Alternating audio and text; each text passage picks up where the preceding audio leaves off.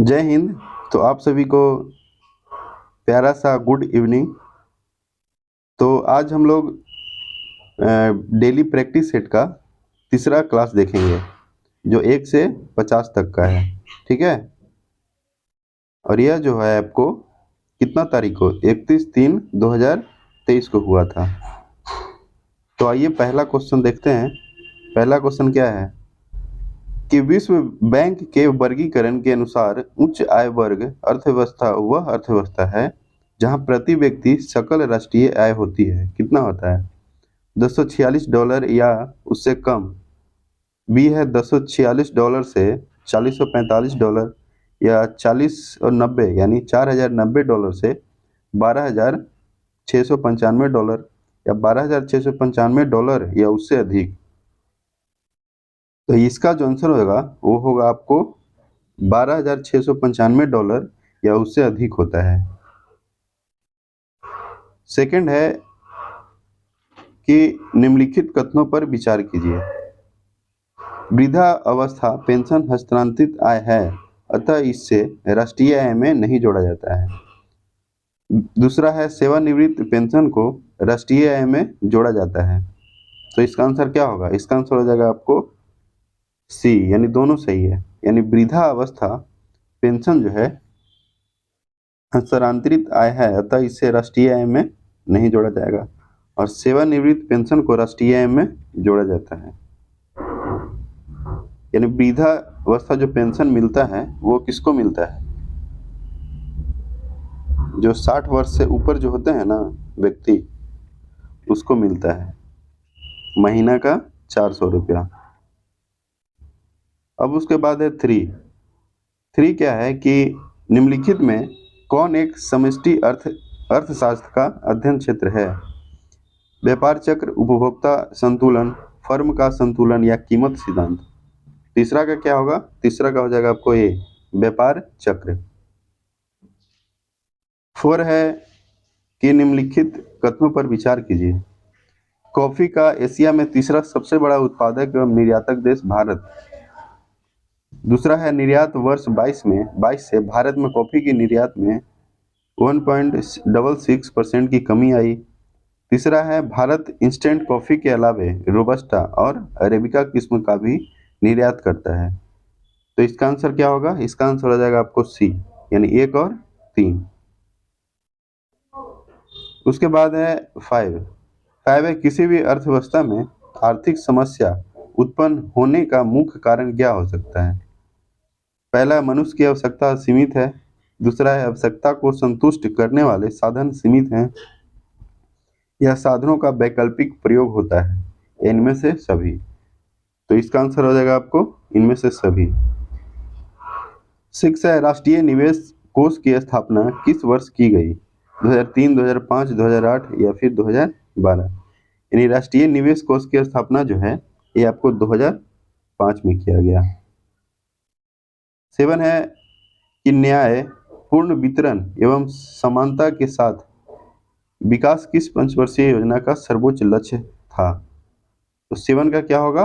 7 का हो जाएगा आपको 8वीं पंचवर्षीय योजना या 9वीं पंचवर्षीय योजना, 11वीं या 12वीं। 7 का हो जाएगा आपको 9वीं पंचवर्षीय योजना, है ना।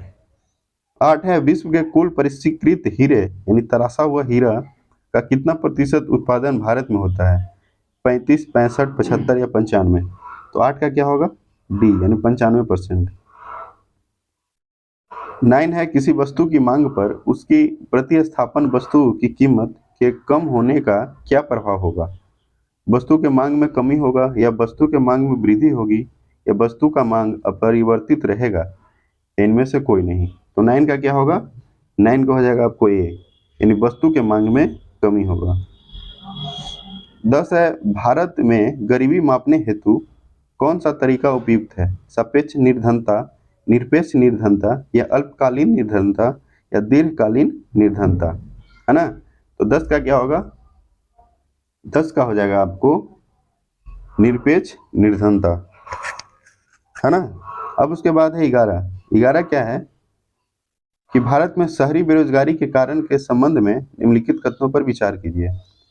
पहला है शिक्षित वर्ग की अधिकता दूसरा है रोजगार में कमी, तीसरा है तीव्र आर्थिक समृद्धि दर, या चौथा है श्रम प्रतिस्थापक तकनीकी के प्रयोग पर बल।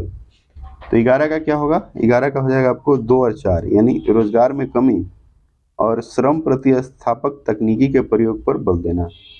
11 का क्या होगा? 2 और 4। 12 है भारतीय उद्यमशीलता संस्थान कहाँ स्थित है? नई दिल्ली, नोएडा, गुवाहाटी या अहमदाबाद। 12 का क्या होगा? सी, यानी गुवाहाटी। गुवाहाटी कहाँ में है?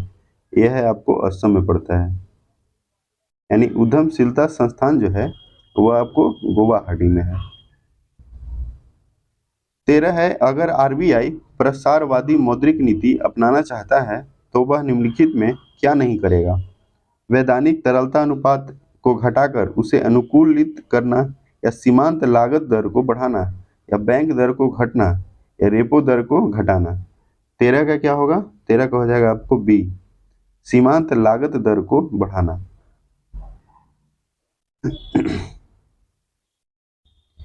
14 है इनसाइड ट्रेडिंग किससे संबंधित है? पूंजी बाजार, मुद्रा बाजार, या अंतर्राष्ट्रीय व्यापार, या बैंकिंग से। 14 का क्या होगा? 14 का हो जाएगा आपको ए, पूंजी बाजार से, यानी इनसाइड ट्रेडिंग संबंधित है वो आपको पूंजी बाजार से संबंधित है। 15 क्या है? 15 है आपको कि एक फर्म सेवाओं या वस्तु के उत्पादन हेतु साधनों की सेवाएं को खरीदने या किराए पर लेने हेतु जो खर्च करता है उसे क्या कहा जाता है? वास्तविक लागत, या अवसर लागत, या स्पष्ट लागत, या निहित लागत। 15 का क्या होगा? 15 का हो जाएगा सी, स्पष्ट लागत। 16 है निम्नलिखित में से कौन सा एक सही है? अर्थव्यवस्था में स्टॉक तथा पूर्ति हमेशा बराबर होता है ना। अब क्या है, यानी कौन सा सही है ना, यानी अर्थव्यवस्था में स्टॉक तथा पूर्ति हमेशा बराबर होता है, ये गलत है। स्टॉक तथा पूर्ति में अंतर होता है, वे बराबर नहीं होते हैं, है ना, ये आपको सही है, यानी बी सही हो जाएगा। और कीमत में कमी से पूर्ति में वृद्धि गलत है, और कीमत में से पूर्ति में कमी नहीं, ये भी गलत है। तो 17 क्या है? 17 है आपको कि थोक मूल्य सूचकांक के साथ साथ उपभोक्ता मूल्य सूचकांक के आधार पर मुद्रास्फीति का आकलन कब से प्रारंभ हुआ? 2005, 12, 16, 2022। तो 17 का क्या होगा? 17 का हो जाएगा आपको बी, यानी 2012। 18 क्या है कि पूर्ति में वृद्धि कब मांग की मात्रा को अपरिवर्तित छोड़कर कीमत में कमी कर देगी? जब वस्तु की मांग पूर्णतः लोचदार है, या वस्तु की मांग कम लोचदार, या वस्तु की मांग अधिक लोचदार, या जब वस्तु की मांग पूर्ण बेलोचदार, है ना। तो कीमत में कमी कर देगा, ये आपको हो जाएगा जब वस्तु की मांग पूर्ण बेलोचदार होगा, यानी 18 का क्या होगा? 18 का हो जाएगा आप डी। 19 है निम्नलिखित में कौन अनुकूल व्यापार संतुलन की स्थिति है? निर्यात बराबर आयात, या निर्यात कम आयात ज्यादा, या निर्यात ज्यादा, है ना, और आयात कम, या आयात ज्यादा निर्यात कम। यानी अनुकूल व्यापार जो है संतुलन की स्थिति क्या हो सकता है? तो यह जो है आपको निर्यात ज्यादा और आयात कम, निर्यात ज्यादा और आयात कम, है ना। यानी एक्सपोर्ट, यानी किसी भी, जैसे अब इंडिया से अगर किसी भी वस्तु को दूसरा देश में भेजेंगे तो उसको क्या बोलते हैं? निर्यात बोलते हैं। और वस्तु मंगवाएंगे तो उसको बोलते हैं आयात। यानी निर्यात हम लोग ज़्यादा करेंगे और आयात कम करेंगे तो क्या होगा? अनुकूल व्यापार संतुलन की स्थिति बना रहेगा। 20 है वस्तु एवं सेवा कर, यानी जीएसटी नामक नई कर व्यवस्था में उच्चतम प्रतिशत स्लैब कितना है? 16, 18, 25, 28। तो 20 का क्या होगा? 20 का हो जाएगा आपको 28। नई कर व्यवस्था में 28% है। जीएसटी का फुल फॉर्म क्या होता है? Good and service tax. India में यह जो है जीएसटी आपको सबसे पहले कहाँ लागू हुआ था? असम में। और वर्ल्ड में जो हुआ था वो आपको फ्रांस में हुआ था, है ना। और इंडिया में आपको 2017 में जीएसटी लागू हो गया था। 21 क्या है कि निम्नलिखित में से कौन प्रत्यक्ष कर है ना। अनुषंगी लाभ कर, या ब्याज दर, प्रतिभूति लेन देन कर, इनमें से सभी। तो 21 का क्या होगा, आपको सभी हो जाएगा। यानी प्रत्यक्ष कर में आपको प्रतिभूति लेन देन आता है, अनुषंगी लाभ कर भी और ब्याज दर भी। 22 है असंगठित श्रमिक सामाजिक सुरक्षा अधिनियम कब पारित हुआ, 2008, 9, 12 और 2014। यानी असंगठित श्रमिक सामाजिक सुरक्षा जो है ये आपको 2008 में पारित हुआ। 23 क्या है कि सार्वजनिक वितरण प्रणाली से वितरित अनाज पर कीमत बढ़ाने का उद्देश्य क्या हो सकता है, अनाज का उपयोग नियंत्रित किया जा सके, है ना, या किसानों को आकर्षक कीमत मिले, गलत है, और योजना में निहित उत्पादन का भार कम हो सके, ये आपको सही है। यानी 23 का क्या होगा, 23 का सी हो जाएगा। अब उसके बाद है 24। 24 क्या है कि निम्नलिखित में जो है कौन सा उद्योग भारत में सर्वाधिक रोजगार प्रदान करता है, चीनी, वस्त्र, पेट्रोलियम या सीमेंट। तो 24 का क्या होगा, 24 का हो जाएगा आपको वस्त्र। 25 है किसान कॉल सेंटर का टोल फ्री नंबर है, क्या है, यानी किसान कॉल सेंटर का टोल फ्री नंबर जो है वो आपको क्या हो सकता है, 1800, 180 या 15, हाँ, यानी 25 का ए, 1800 180 151 है ना। अब उसके बाद है 26। 26 क्या है कि डिल्मा वाना रूसेफ को निम्नलिखित में से किस बैंक का नया अध्यक्ष बनाया गया, एशियाई विकास बैंक यानी एडीबी, फिर है एआईबी या विश्व बैंक, वर्ल्ड बैंक। इसका हेडक्वार्टर कहाँ है विश्व बैंक का, वाशिंगटन डीसी है ना। और एशियाई डेवलपमेंट बैंक का है आपको मनीला होगा, और डी है एनडीबी, है ना। तो 26 का क्या हो जाएगा आंसर, यानी जो डिल्मा वाना रूसेफ को बैंक का अध्यक्ष बनाया गया है वो है एनडीबी का। फिर है मार्च 27। मार्च 2023 में कौन सा देश ब्रिक्स न्यू डेवलपमेंट बैंक में शामिल हुआ है, यानी 2023 में कौन सा देश ब्रिक्स न्यू डेवलपमेंट में शामिल हुआ है, मिस्र, कतर, ईरान, सऊदी अरब। तो यह जो शामिल हुआ है वो है आपको मिस्र, है ना।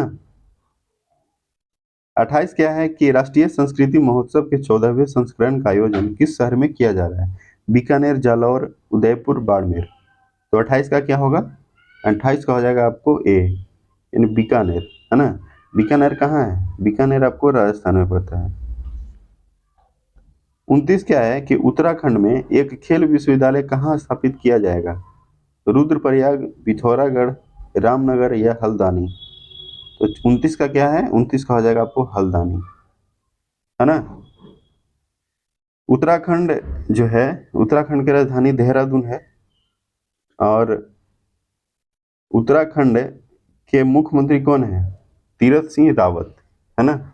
कौन है, तीरथ सिंह रावत। और फूलों की घाटी जो है आपको उत्तराखंड में ही है ना। अब उसके बाद है 30। 30 क्या है कि कौन सी भारतीय पारंपरिक डीजल इलेक्ट्रिक पनडुब्बी इंडोनेशिया में गोदी करने वाली पहली भारतीय पनडुब्बी बन गई है, आईएनएस सिंधु रत्न, आईएनएस सिंधु राज, या आईएनएस सिंधु कृति, या आईएनएस सिंधु केसरी। तो 30 का क्या होगा, 30 का हो जाएगा आपको डी, आईएनएस सिंधु केसरी। 31 क्या है कि केंद्रीय पर्यावरण मंत्री भूपेंद्र यादव ने हाल ही में किस शहर में अरावली हरित दीवार परियोजना का शुभारंभ किया, जयपुर, सूरत, नई दिल्ली, गुरुग्राम। तो 31 का क्या होगा, 31 का हो जाएगा गुरुग्राम। गुरुग्राम आपको कहाँ पड़ता है, हरियाणा। कहाँ है, हरियाणा में है। सूरत है गुजरात में। 32 क्या है कि रिलायंस इंडस्ट्रीज लिमिटेड के नए मुख्य वित्तीय अधिकारी के रूप में किसे नियुक्त किया गया, मनमित के नंदा, या ललित कुमार गुप्ता, या श्रीकांत वेंकटचारी, या लक्ष्मण नरसिम्हन।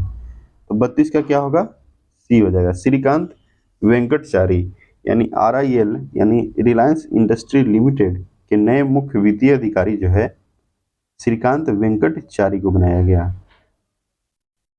33 है निम्नलिखित में कौन सी टीम हाल ही में पहली महिला प्रीमियर लीग चैंपियन बनी, दिल्ली, रॉयल, गुजरात या मुंबई। तो यह जो बना है मुंबई बना है, आपको किसको हरा के, दिल्ली कैपिटल को हरा के। यानी दिल्ली कैपिटल को हरा के कौन बना? मुंबई। मुंबई के जो है आपको कप्तान कौन थी? हरमनप्रीत कौर। और दिल्ली के शेफाली वर्मा, है ना। अब आपको चलते हैं कौन सा 34। 34 क्या कहता है कि नागरिक उड्डयन महानिर्देशालय की रिपोर्ट के अनुसार विश्व में सबसे अधिक महिला पायलट किस देश में है? America, Germany, UK, Bharat. तो सबसे ज्यादा कहाँ है? सबसे ज्यादा है आपको भारत में, यानी अपना प्यारा सा भारत। 35 वार एंड वीमेन नामक पुस्तक के लेखक कौन है? मेघनाथ देसाई या डॉक्टर शिवन फर्नांडिस या अरविंद मंडलोई या डॉक्टर M.A. हसन। 35 का क्या होगा? Doctor M.A. हसन। 36 है निम्नलिखित में से किस देश ने एक नए पानी के नीचे परमाणु साक्ष्य हमला करने वाले ड्रोन का परीक्षण किया? पाकिस्तान, दक्षिण कोरिया, ईरान या उत्तर कोरिया। तो 36 का क्या होगा? 36 का हो जाएगा आपको डी, उत्तर कोरिया, है ना। उत्तर कोरिया का राजधानी क्या है? उत्तर कोरिया का राजधानी जो है आपको प्योंगयांग है। क्या है? प्योंगयांग, है ना। 37 क्या है? किस देश ने 333 मिलियन अमेरिकी डॉलर की लागत से संचार उपग्रह झोंग किंग्स 26 लॉन्च किया? कौन किया है? यानी 36 का क्या है आंसर? 36 का क्या था? उत्तर कोरिया था। और 37 का क्या होगा? रूस, उत्तर कोरिया, चीन, दक्षिण कोरिया। यानी 37 का क्या होगा आंसर? आपको सी हो जाएगा। क्या हो जाएगा? सी, यानी चीन।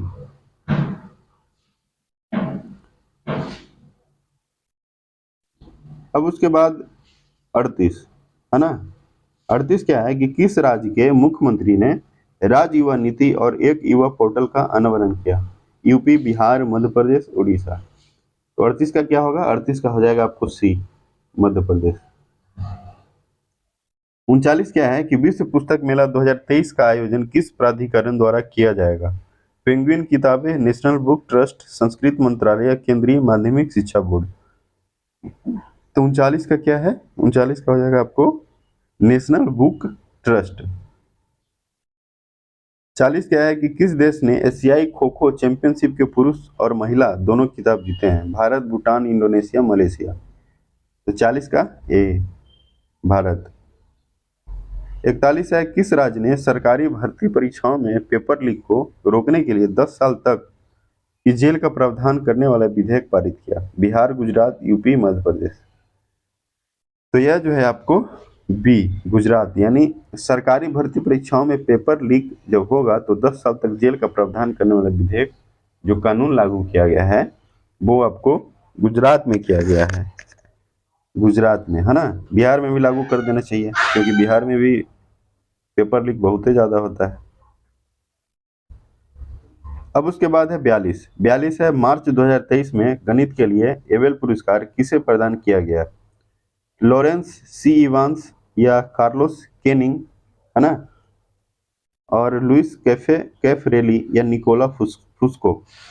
42 का क्या होगा? सी, लुइस कैफरेली। अब उसके बाद चलते हैं 43।